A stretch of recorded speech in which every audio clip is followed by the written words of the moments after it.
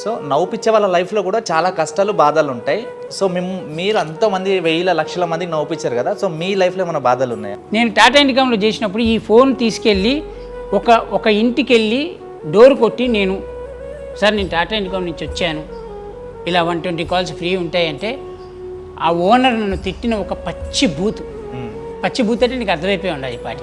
ఆ బూత్ తిట్టిన ఒక అరగంట నన్ను నేను ఒక కేఫ్లో కూర్చొని ఏడ్చుకున్నా.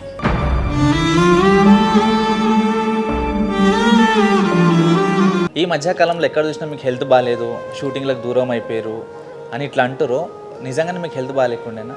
చిన్న హడిలు వచ్చిన తర్వాత ఆల్మోస్ట్ ఆల్ అక్కడ దాకా వెళ్ళేసి వచ్చా, పలానా ప్రాంతం వరకు వెళ్ళేసి వచ్చా. నాకు హాస్పిటల్లో ఉన్నప్పుడు యూట్యూబ్, నేను హాస్పిటల్ నుంచి బయటకు వచ్చిన తర్వాత కొన్ని యూట్యూబ్ ఛానల్స్ చూసా, చాలా ఘోరంగా రాస్తారు నాకు.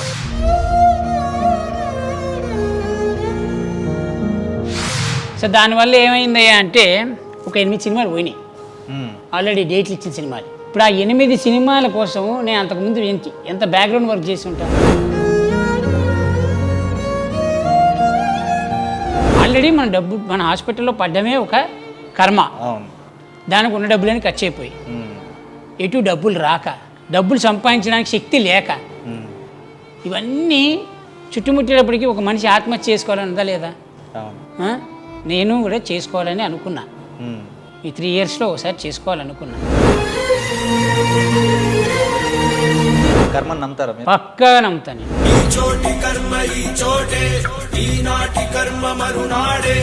మీ లైఫ్లో సారీ చెప్పాల్సి వస్తే ఎవరికి చెప్తారు? సారీ చెప్పుకోవాల్సి వస్తేనా మా ఆవిడికి. ఎందుకు అంటే చాలా ఉంటాయి రీజన్.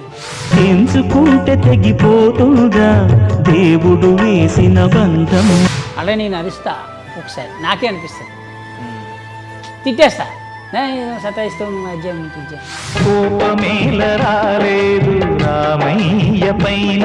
చంటి గారికి బాధ వస్తే ఫస్ట్ కాల్ ఎవరికి వెళ్తుంది?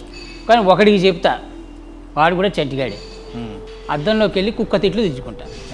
కుక్క తిట్లు మామూలు తిట్టుకోండి. మా బతుకు బురదలో పంది బతుకుతుంది, నువ్వు బతుకుతున్నావు ఎందుకురా? ఎదవన్నారు ఎదవ. సార్ లవ్ మీద మీ ఒపీనియన్ ఏంటి?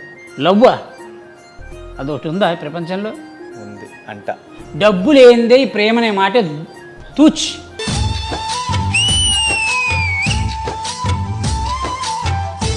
ఈ ప్రపంచంలో నిస్వార్థంగా నువ్వు తిట్టినా పడేది, నువ్వు కొట్టినా అనుభవించేది, నీ కడుపు మాత్రమే చూసేది ఎవరైనా ఉన్నారంటే అది అమ్మ మాత్రమే.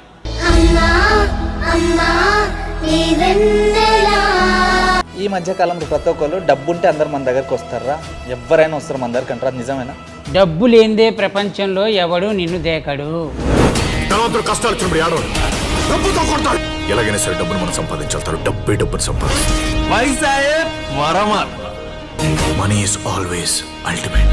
సార్ మనం ఉన్నది కాంపిటీషన్ ఫీల్డ్లో. మీ తోటి ఆర్టిస్టులు ఎప్పుడన్నా మిమ్మల్ని డౌన్ఫాల్ చేద్దామని ట్రై చేశారా? చేసి ఉండొచ్చు కాదు, చేశారు.